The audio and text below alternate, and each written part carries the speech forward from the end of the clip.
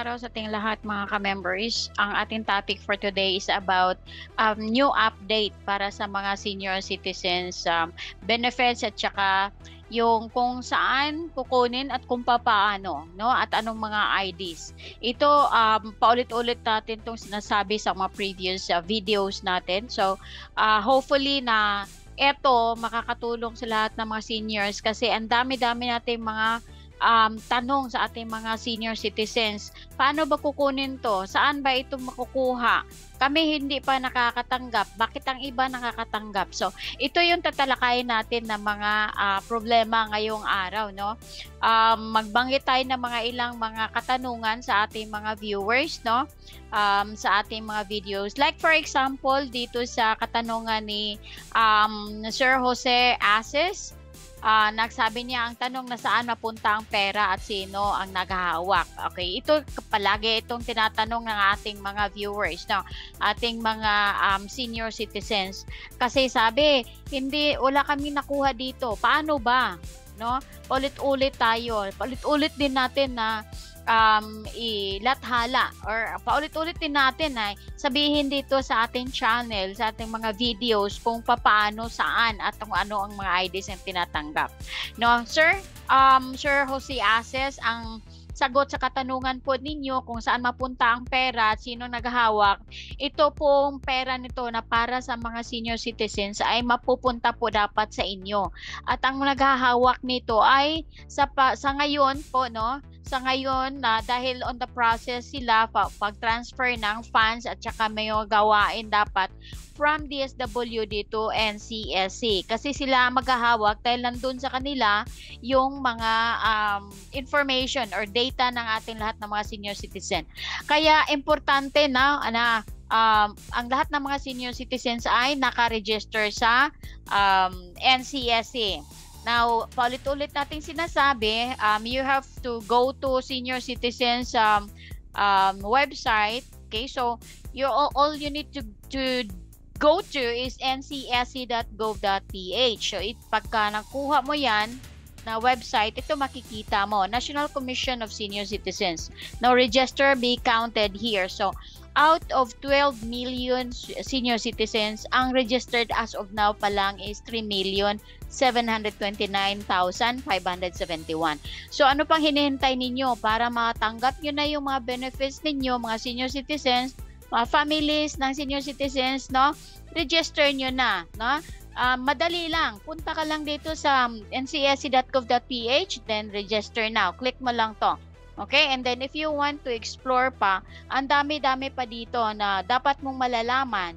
Okay? Tungkol sa PhilHealth mo, tungkol sa nag-hire din sila dito, protection against scam or mga fake news, andito lahat, no? So, if you want to contact them also, you have to scroll down dito. Andito yung to contact us, no? Address nila, saan sila ang office ng NCSC, sa Quezon City at sa Malacanang office, meron yan. Then ang email, may email din sila dito for general concern. And then if you want senior citizen data form concern, dito mag-i-email ka lang. If ayaw mo mag-email dahil wala kang email address, wala kang email, wala kang matutulong sa'yo, pwede kang mag-kumontak sa kanila through phone. So dito.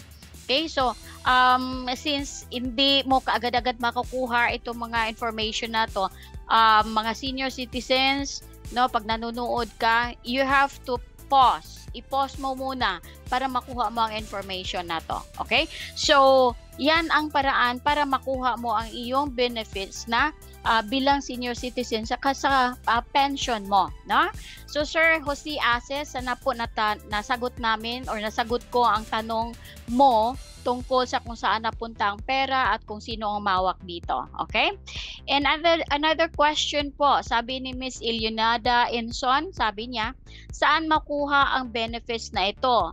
Ulit-ulit po tayo, lagi natin sinasabi, ang benefits na ito is from DSWD pa po sa ngayon. Ililipat po yan sa NCSC office, no?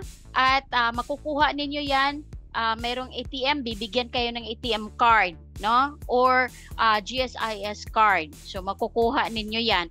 At pakisuyo po na makipag-ugnayan sa inyong LGUs or local government. Okay. So hindi basta-basta na lang na sabi nila na malapit sa lang sa kanila yung makakuha. No. Kailangan sasabihin natin to sa ating mga local government. Kung ayaw kang pakinggan ng barangay nyo, pumunta ka sa opisina ng mayor ninyo. Okay? Alright. Next one. Pagpamigay direkta sa senior galing kay Sir Lulong Ortiz. Okay. Sir Lulong Ortiz, ang pagpamimigay po ng mga pension sa senior citizens, of course, direkta po sa inyo ito. Pero mayroon pong opisina na kung saan pupunta kayo doon para direktang maibibigay po sa inyo. Okay? As I've said earlier po, DSWD mo na ngayon. So 2024, ililipat po ito sa NCSC. Kaya mahalaga po, Sir Lulong Ortiz, na registered po kayo sa NCSC. Patulong po kayo sa inyong mga kamag-anak or sa barangay, pumunta po kayo. Tutulungan po kayo doon. Okay? Alright. Now, another comment po dito kay Joseph Estabelo.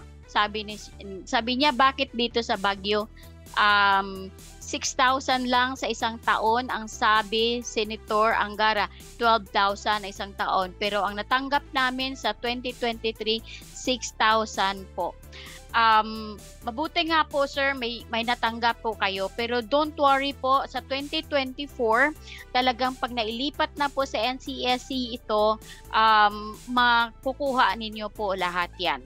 Okay, so hindi lang 6,000 po, 12,000 po ang makukuha ninyo. Kasi ngayon po, batas na po nga niyan na every month that would increase, that would be 1,000.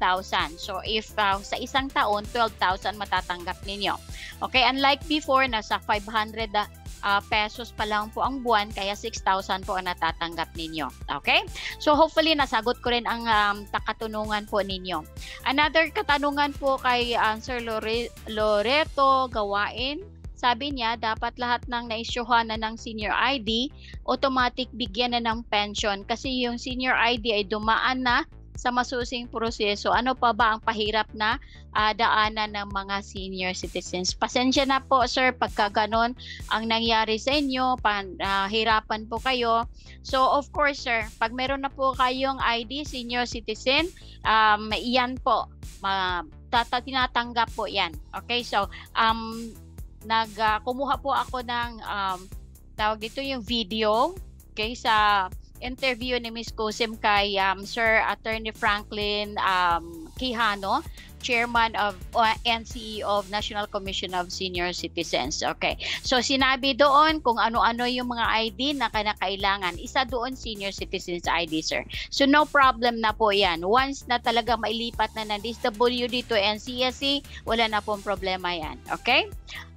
Opo, yung license, pwede, passport, pwede, SSS, GSIS, any government-issued ID, including postal ID. Mm-hmm. Opo. Except that doon sa benefits, yan na po yung kailangan ng maraming diskusyon na I hope the audience will participate actively. Paano natin ibigay ito sa mga senior citizens na may mga establishments parang na hanggang ngayon hindi nagre-respeto at nag-i-implement. Kaya kailangang magtulungan tayo on this aspect. Alright, and the last one na question na tanong na ating sasagutin is sabi dito kay Homeboy, kawawang mga senior citizens, talagang todo pinahihirapan ng mga taga DSWD. DSWD, maawa naman kayo. Pinapaasa lang pahirapan ng mga taga DSWD ang mga senior citizens. Oo nga po kasi po kadami-dami po ang kailangan bago nila ibigay sa isang senior citizens na karapat-dapat po. Kasi for this 2023 po, ang mga senior citizens na indigent lang po ang binibigyan po ng social pension.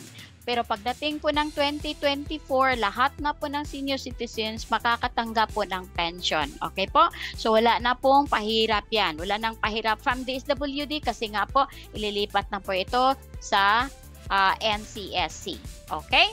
Alright. So sa mga disbursement naman, meron tayong nakita dito na kadalasan sa sa LGU, no, sa local government. Unang-una, first contact ninyo is barangay, no, sa barangay ng lugar ninyo. Okay? And then meron ding satellite office ang DSWD. Okay, so kung hindi mo pa nakuha ang pension mo for this December at saka yung kapag qualified po kayo sa 13th month, matagal na pong pinamimigay ito. First week of December, pinamimigay na po yon. Okay? So hopefully po na nasagot ang mga katanungan sa ating mga viewers at saka sa ating mga senior citizens na nagko-comment sa ating mga video uploads. Okay? So hopefully po, and huli na nga ito po, pero I would like to ask everyone, no, na if bago ka pa lang sa channel natin, pakisuyo yung i-subscribe, like, share, and click the notification bell para updated ka sa lahat ng mga video uploads natin. Okay?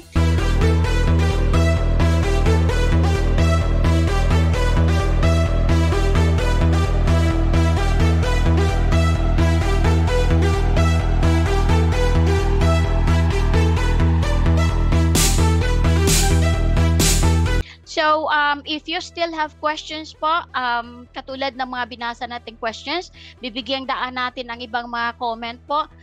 Comment section lang po ninyo ilagay pag mayroong hindi malinaw. Okay?